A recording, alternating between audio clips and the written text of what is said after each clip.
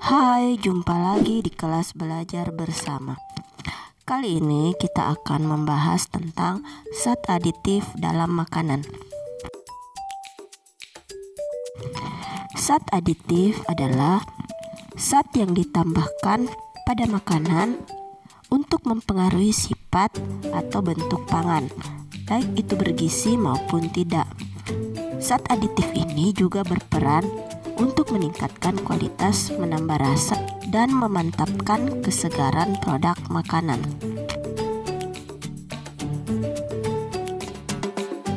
Dalam pembelajaran ini kita akan membahas 4 jenis zat aditif, yaitu pewarna, pemanis, pengawet, dan penyedap.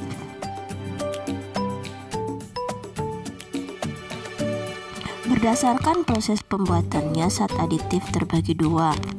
Ada yang terbentuk secara alami, ada yang dibuat secara kimiawi atau sintetis. Kita mulai membahas zat aditif yang pertama, yaitu pewarna.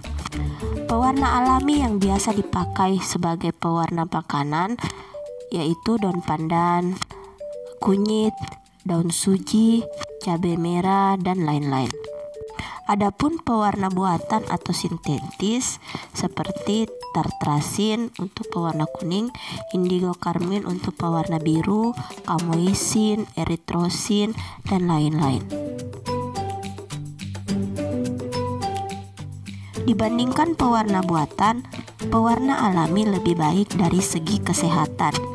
Namun, pewarna alami memiliki keterbatasan, yaitu sering terkesan memberi rasa khas yang tidak diinginkan, seperti penggunaan kunyit. Kemudian konsentrasi pigmen rendah, sehingga memerlukan bahan baku yang relatif banyak.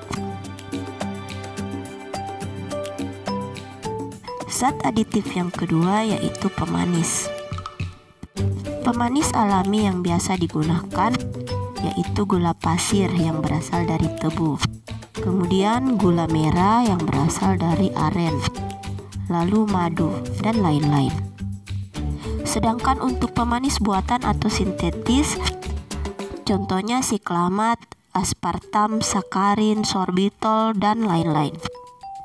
Keunggulan pemanis alami dibanding pemanis buatan yaitu pemanis alami lebih sehat digunakan dibanding pemanis buatan. Namun, penggunaan pemanis alami dari sisi ekonomi lebih mahal dibanding dengan menggunakan pemanis buatan.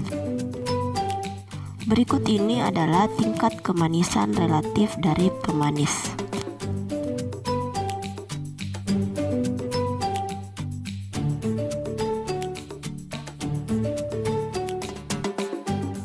Berikutnya, zat aditif yang ketiga yaitu pengawet. Pengawet alami yang biasa digunakan contohnya dengan cara pengasapan ikan, kemudian dengan manisan buah, lalu dengan cara pendinginan.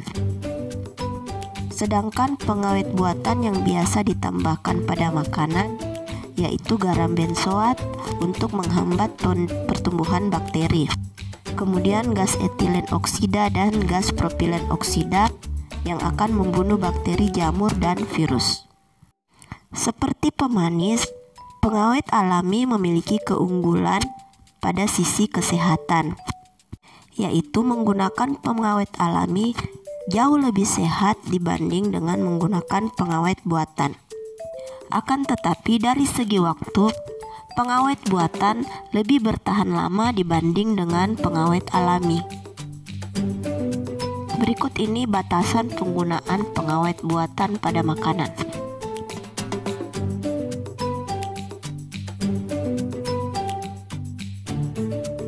Ada beberapa jenis pengawet yang tidak diperbolehkan digunakan pada makanan, seperti formalin.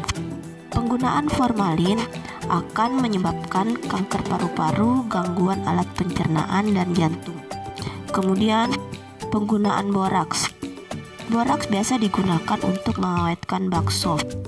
Penggunaan boraks dapat menyebabkan gangguan pada otak, hati, dan kulit.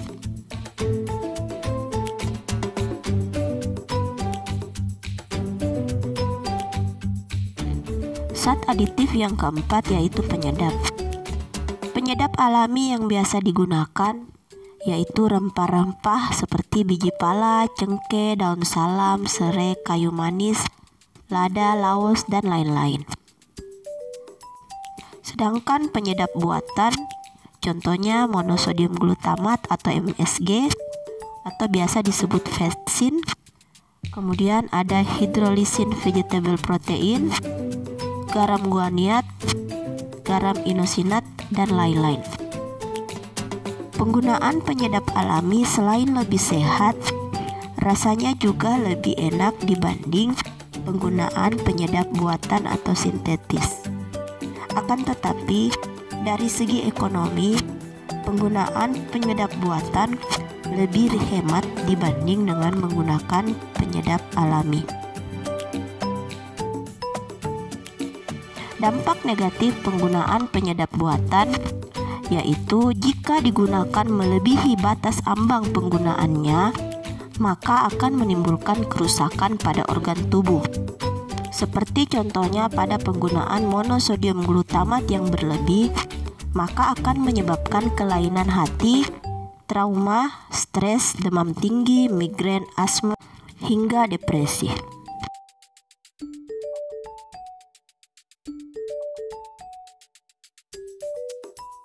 Sekian pembahasan kita kali ini.